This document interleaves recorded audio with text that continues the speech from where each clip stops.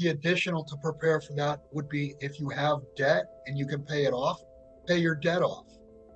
It's still not going to completely protect your house because you're going to have to pay taxes on an annual basis, and only Lord knows where and how high those taxes are going to go. Will you be able to afford it, or are you going to have to walk away from your house? We're already seeing that uh, in like South Florida with the homeowners association fees.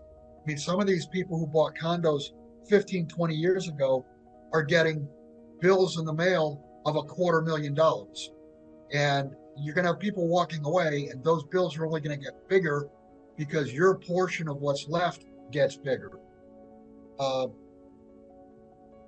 and as far as preparing, you need to prepare for, I'm going to say, a minimum 6 months time where you may not have water, you may not have electricity, you certainly aren't going to have food. I mean, this thing goes down. There's not little elves in the back of your grocery store that bake loaves of bread. Everything gets shipped in. Nothing, when credit breaks, nothing's going to move.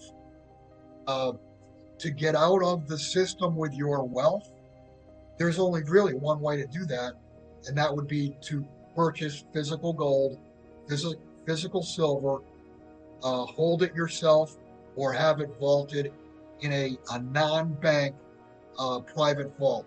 Do not put anything into a safe deposit box, because when your bank goes down, if you ever get to see that safe deposit box again, it'll be empty next time you see it. Yeah, absolutely. That's exactly what the World Economic Forum plan, the Great Reset, is all about. They want to take people's wealth, they want to crash the system and get the population to beg for help, and that help is going to be a central bank digital currency. I mean, it's the way to get the population to ask or even demand to give up their banking, personal finance privacy. That's what central bank digital currency does. If we get to that point, or when we get to that point, I don't think the central bank digital currencies are going to last very long. I mean, you may only see them last 6 months, and a true Mother Nature reset takeover where people will not accept anything that's not backed by something real. That's what the BRICS is all about. Is they want to trade something real for something real, and you've got the WEF that wants to slide from the dollar to another fiat non-bank but digital currency. And the reason behind that is they want to be able to view every stick of gum that you purchase, and they'll be able to do that. Well, they'll trade amongst themselves. I mean, obviously, there will be a big dent in their trade because a lot of the trade is with the West, but that will eventually right itself, and the trade will expand amongst those nations, and eventually, at some point in time, once the West comes up with a currency that's acceptable to the East, then trade will begin to resume there. Uh, Everyone's going to get hurt, and I've talked for years. China does have a huge debt problem, but understand what China did building up that debt over the years. What did they do? They built railroads, they built airports, they built cities, they built infrastructure. While the West, we ate our seed corn. So if the system goes down, or when the system goes down, the West is going to be left basically sucking their thumb, and the East is going to be left with infrastructure.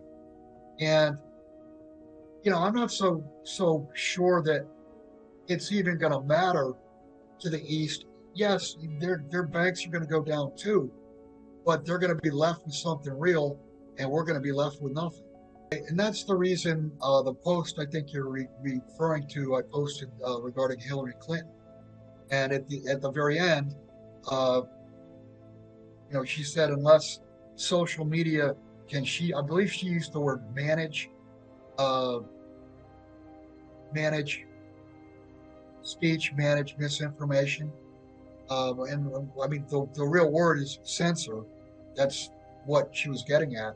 Unless they can censor what they call misinformation, which in reality is truth, unless they can censor that, she went on to say, we will lose total control.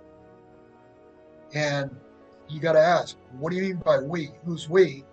And I didn't think anybody was supposed to have total control or, even control. I mean, it's not the way capitalism, uh, it's not the way the world has worked, for lots of years until recently. You've got this big censor effect because literally everything that's coming out of, and I'll just talk about the United States, everything that's coming out of Washington, D.C. is 100% pure bullshit, outright lies.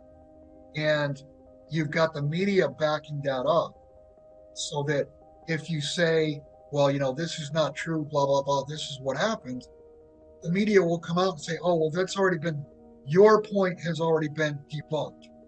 Well, debunked by whom and by what? I think it's extremely dangerous that this is happening. And the only thing I could say is in the United States, the Second Amendment will guarantee the First Amendment because it's a money laundering operation. I mean, it's all about the West sending money to provide for Ukraine. It gets to Ukraine, then it goes out the back door, and you got these politicians. It goes into the politicians' pockets. It's all about money. Ukraine does not have a chance, didn't have a chance from day one to win this. And I've said this on quite a few interviews before. I would urge people, and I just recently posted, I think there was 4 or 5 of Putin's interviews up until late last year. If you read what Vladimir Putin has been saying since before the invasion and since, read what the man has said and ask yourself, do I agree or disagree with what this man has said? And I think you'll be hard pressed to disagree with almost anything he says because he's using pure logic. You had, Russians were being slaughtered, and he pressed for negotiations, peace, many times prior to the invasion, and was completely rebuffed. He was pushed into a corner, and the only response he had was the response we've seen. So do yourself a favor and read his speeches, and and use your own opinion. Either agree or disagree with what the man says. But I can say personally, I've read all of those speeches, and there's very little that I disagree with. Off the top of my head, I was going to say no, I can't give you a timeline because I mean that's a crystal ball thing. But if you're starting the timeline with a credit freeze, I can tell you pretty much exactly what's going to happen. Everything will stop. Within 72 hours, nothing will work. Grocery stores will be empty. You won't be able to get gas. You won't be able to get anything. I mean, within 72 hours, it will become every man for himself. Cash, physical paper cash, will work for barter probably for a couple weeks, maybe 4 weeks. But after that, we'll be on a barter. The only way to transact will be by barter. And the best thing to own if we're going to barter is junk silver. In the past year, gold and silver prices have surged, driven by massive buying from China and Europe. But according to financial expert Bill Holter, we're on the brink of a government reset that could bring the US economy to its knees. Holter points to data showing significant market moves since last October, with gold pushing up against $2,400 and silver eyeing a breakout over $30.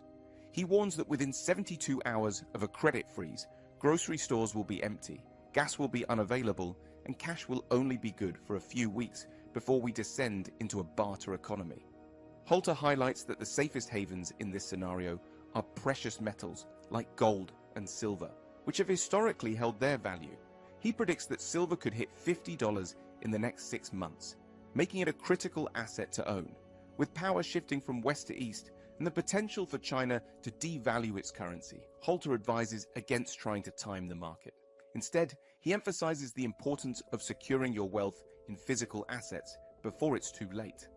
Go back to October, November of last year, and that's when the moves in the metals started, and they really went into gear the end of February, early March. That in gold, the big buyer has been China. You're also seeing pretty good buying out of Europe. In silver, the huge buying is coming out of India. And both metals got pretty overbought in early mid-April. We had a pretty good, decent-sized pullback. The prices relaxed, and the gold nor silver were overbought. And then just in the last a week and a half or so, you started to see some strength. And I picked up on the article that I posted. I posted 3 charts: gold, silver, and the miners. I used the HUI index. And what you'll see is that the HUI has gotten to the point of close to breakout. It's breaking out at this point. Over 275 is a breakout. Obviously, over silver is a breakout. And those aren't new highs until we get to $50. But there's really nothing on the chart between $30 and $50. So once we get over 30, I think 30 is going to become the floor. And you probably, I'm guessing within 3 to 6 months time, you'll see $50 in silver. And of course, gold is again pushing up against 2,400. Over 2425 is a new high. If you look at the charts that I posted, you can see on the very bottom of the chart, you see the MACD, that's the moving average convergence divergence. And if you look at the very current time, you'll see on all 3 charts, you'll see a hook that's forming, and the HUI and silver have crossed over, and gold is lagging just a little. The hook is not fully completed, but we've got a crossover in silver and the HUI, and that's going to create momentum buying in silver, gold, and the HUI, and that'll push these things into new highs. And I don't. Yes, we're going to see huge volatility, but the paper markets no longer rule the price as they have in the past.